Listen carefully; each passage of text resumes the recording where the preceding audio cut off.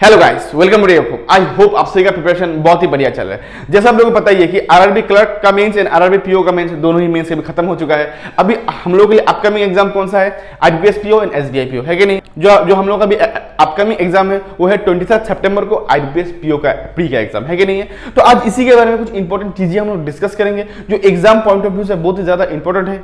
तो वीडियो का एंड तक जरूर बने रहिएगा। अगर आपको ये पॉइंट जो मैं बताऊंगा आपको अच्छा लगता है अपने फ्रेंड के साथ जरूर शेयर कीजिएगा, ठीक है? तो चलिए शुरू करते हैं। देखिए यहाँ पे मैं 3 पॉइंट डिस्कस करूंगा एंड तीनों point exam point of view से बहुत ही ज्यादा इंपॉर्टेंट है। चीजों को थोड़ा समझने का जरूर कोशिश कीजिएगा, ठीक है? ठीक है, फर्स्ट जो पॉइंट मैं आप लोगों के साथ डिस्कस करूंगा वो है वैकेंसी का इंपैक्ट। वैकेंसी का जो इंपैक्ट होगा इस बार इसका, क्योंकि जैसा आप लोगों को पता ही है कि इस बार जो नोटिफिकेशन है वैकेंसी जो रिलीज किया है वो लास्ट ईयर का जो वैकेंसी था उससे बहुत ही ज्यादा लो है, नियर बाय 50% है एंड इसका इंपैक्ट कहीं ना कहीं आपको कट ऑफ में देखने को मिलेगा। हालांकि यह भी बात सच है कि पीओ में क्लर्कियल में जितना अप्लाइड कैंडिडेट होते हैं पीओ में उससे कंपटीशन में थोड़ा सा कमती होता है, क्योंकि पीओ का नाम सुनते ही 20-25% बच्चे वैसे ही अप्लाई नहीं करते एंड इस बार तो वैकेंसी कमती है तो थोड़ा सा लेकिन कमती अप्लाइड कैंडिडेट थोड़ा सा कमती होगा, लेकिन स्टिल इसका इंपैक्ट कहीं ना कहीं आपको कटअप में देखने को मिलेगा। तो आप लोगों का मेंटल प्रिपरेशन आप लोग उसी हिसाब से कर लीजिए जे कि था इस बार कटअप थोड़ा हाई जाने वाला है तो हम लोगों का अटेम्प्ट भी थोड़ा सा क्या करना पड़ेगा, इंक्रीज करना पड़ेगा। इसका मीनिंग ये नहीं है कि बहुत ज्यादा इंक्रीज करना पड़ेगा, नो, थोड़ा थोड़ा आपको इंक्रीज करना पड़ेगा एज पर पेपर, ठीक है? उसके बाद दूसरा जो पॉइंट है इंग्लिश सेक्शन का। अभी ऐसा बात क्यों?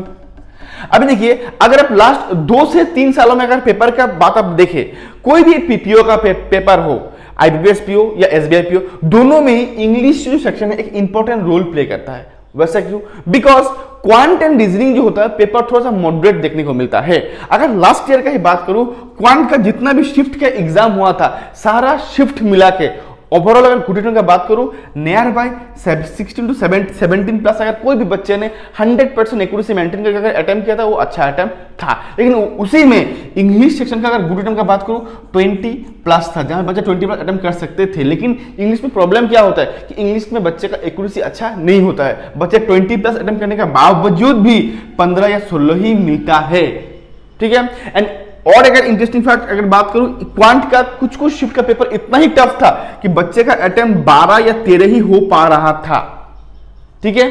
तो इसीलिए बोल रहा हूं कि आप लोगों को इंग्लिश सेक्शन में थोड़ा सा इंग्लिश पार्ट में थोड़ा सा जोर देना पड़ेगा एंड इसमें थोड़ा सा एक्यूरेसी अच्छा करना पड़ेगा, ताकि आप अगर जितना अटेम्प्ट करें आपको नियर बाई उसी का ही नियर बाई मार्क्स मिले। माइट भी आप लोगों ने अगर 24 अटेम्प्ट किया तो आपका स्कोर 21 या 22 ही होना चाहिए। 24 अटेम्प्ट करने के बाद 15-16 नहीं आना चाहिए, तो वो सही नहीं होगा। तो इसीलिए ये फैक्टर भी थोड़ा सा कंसिडर कीजिएगा कि आप लोग इंग्लिश में एक्यूरेसी अच्छा बनाना है, उसके साथ साथ क्वांट एंड रीजनिंग में भी आपको सोच समझ के चीजों को अटेम्प्ट करना है, ठीक है?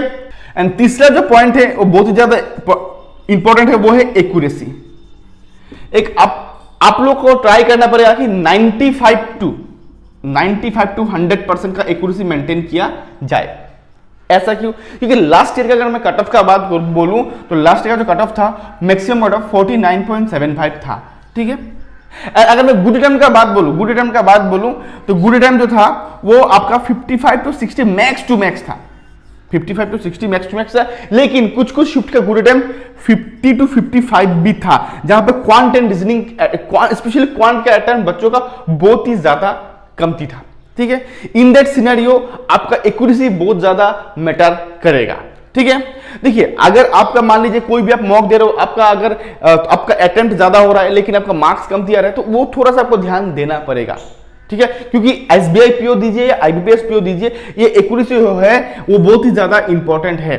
सेकंड बात, अगर मैं देखिए अभी आप लोग बोलोगे सर लास्ट ईयर 49.5 था, इसका तो रीजन है इसका तो वैकेंसी भी बहुत ज्यादा था। हाँ, मैं मानता हूं वैकेंसी बहुत ज्यादा था, लेकिन अगर आप बच्चों का अटेम्प्ट भी देखें, वहां पे बच्चों का एवरेज अटेम्प्ट भी देखे, वहां पे भी बहुत ज्यादा लो था। अगर वैकेंसी थोड़ा लो भी होता तो कट ऑफ 49 का जगह में आपको 50 to 55 का रेंज में देखने को मिलता। दैट मींस अगर आप 60 अच्छी तरीके से अगर सूझबूझ के साथ अगर आप अटेम्प्ट करते हो 55 to 60, तो आपका क्या होगा, क्लियर होने का चांसेस 100% होगा, ठीक है?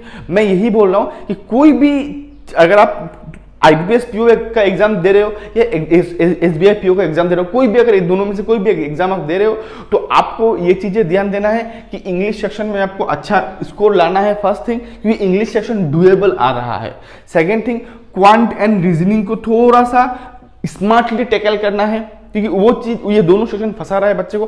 थर्ड थिंग, एंड ये तीनों सेक्शन मिला के मैं जितना भी अटेम्प्ट करूं, ओवरऑल मैं जितना भी अटेम्प्ट करूंगा तीनों सेक्शन मिला के, मेरा एक्यूरेसी 95 to 100% होना चाहिए। उसके साथ साथ और एक सबसे इंपॉर्टेंट बात क्या, मेरा मेंटल प्रिपरेशन में ये भी रहना पड़ेगा कि इस बार का वैकेंसी हालांकि कमती है, इसीलिए कट ऑफ हाई जाने का चांसेस रहेगा। तो मुझे एक्यूरेसी के साथ साथ अटेम्प्ट भी, अगर अपना लास्ट ईयर एग्जाम दिया है या last year overall cut off से 1-2 मार्क्स मुझे ज्यादा भी लाने का ट्राई करना पड़ेगा। अभी आप लोग में से डाउट है कि सर इस बार तो एग्जाम हुआ नहीं है। देखिए, एग्जाम हुआ नहीं है, लेकिन लास्ट 2-3 साल का अगर मैं पैटर्न की बात करूं, कहीं ना कहीं पैटर्न जो है इसी तरीके से देखने को मिल रहा है। इस बार भी कहीं ना कहीं उतना ज्यादा चेंजेस मुझे नहीं लगता है, क्योंकि आईबीपीएस पीओ, आरआरबी पीओ का जो पैटर्न था वही देखने को मिला, लास्ट ईयर के जैसे ही देखने को मिला, और इस बार भी कहीं ना कहीं वही देखने को मिलने का चांसेस है। ठीक है, और उसी के ऊपर बेस करके मैं बोल रहा हूं, तो ये चीजों को थोड़ा सा ध्यान जरूर दीजिएगा। ठीक है, आशा करता हूं ये जो मैंने पॉइंट्स आप लोगों को बोला, आप लोगों को